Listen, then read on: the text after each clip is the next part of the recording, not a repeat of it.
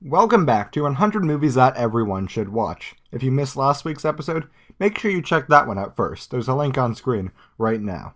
The first movie on today's list, and the 7th overall, is Ethan and Joel Coen's No Country for Old Men.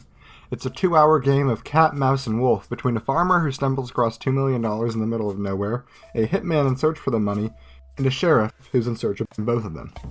This is one of the most intense movies that has ever been made. Every single scene was created with such care to tell a near-perfect story.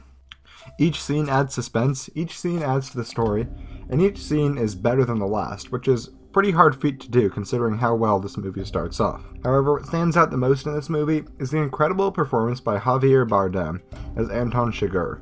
He perfectly plays his character and gives what I would call the greatest supporting performance that I have ever seen. But all around, this movie is pretty perfectly created and overall a superb movie. What's the most you ever lost on a coin toss? Sir? The most you ever lost on a coin toss. There Will Be Blood might be the best movie of the 21st century. Directed by Paul Thomas Anderson and starring Daniel Day-Lewis as Daniel Plainview, an oil businessman on a quest for riches. This movie asks a few questions. Why do people work? And throughout the movie we are presented with a few possible solutions before finally realizing it at the end. Masterfully crafted with incredible camera work and performances, this is a movie that shows how much it takes to break a man. The movie boils down into the battle between religion and business, but also touches on so many different themes. I could speak for hours about different themes, but there is so much more to this movie than just that. Visually, the movie is great. This is a movie that I would consider to be nearly perfect, and if you haven't seen it, you're doing yourself a disfavor. Abandon my child. Say it louder. Say it louder. I've abandoned my child! I've abandoned my child! Borat might just be the greatest raunchy comedy out there. Sacha Baron Cohen stars as Borat, a Kazakhstani newsman who travels to America to learn about its culture. The thing is, Sacha Baron Cohen never breaks character. Everything you see is improvised, and it still has a pretty great narrative. This movie is hilarious from beginning to end.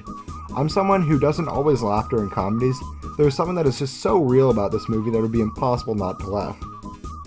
What's great about this movie is that it's a comedy that anyone could get behind. If you're someone who thinks that the Will Ferrell comedy genre isn't the best and you like comedy with some intelligence, then you will love this movie, as it's one of the greatest satires of all time. There is no reason why you shouldn't watch this movie. It's a cultural icon, it's hilarious, and it's the 9th movie on my list. This suit is not black. No, not has to be the end. Okay. Okay. This suit is black nut. The Aviator tells the story of Howard Hughes, a 1920s pilot, businessman, public figure, and filmmaker.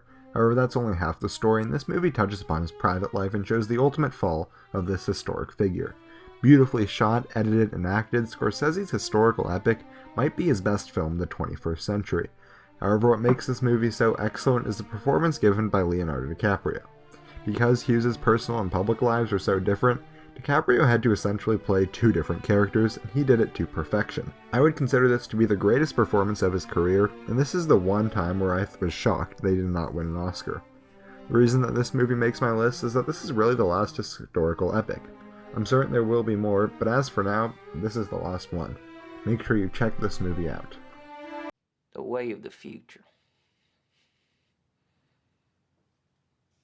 The way of the future. City of God is an excellent look into the crime in Rio de Janeiro. The movie itself is pretty simple.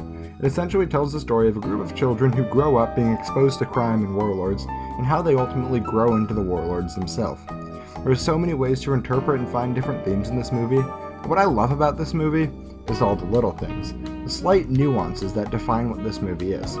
This is a movie that is stylistic and very well edited and overall put together. This is also a movie that brings you into the world by not showing everything and making the camera and the location characters. It allows anyone to be able to watch and love this movie despite the language barrier. Don't let this movie being foreign deter you from enjoying this movie. It's one of the most accessible movies for all audiences.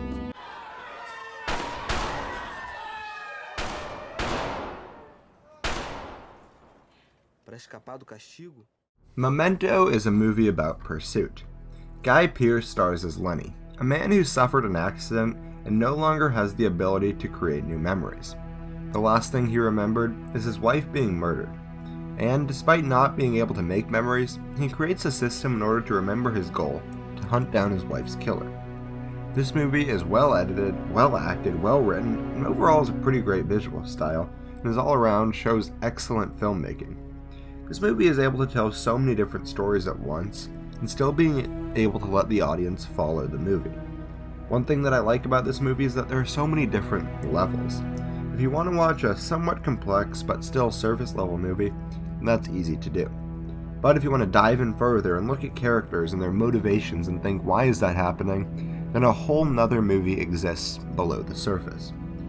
I think that it makes this movie better, and overall I think that this movie is pretty great. Come on, what are you doing? You know what time it is? It's beer o'clock, I'm buying. Fuck. That wraps up the 2000s. If you enjoyed this video, hit that like button, comment, and tell me which of these movies is your favorite. And if you're new, hit that subscribe button and make sure you join me next week when we look into the 1990s.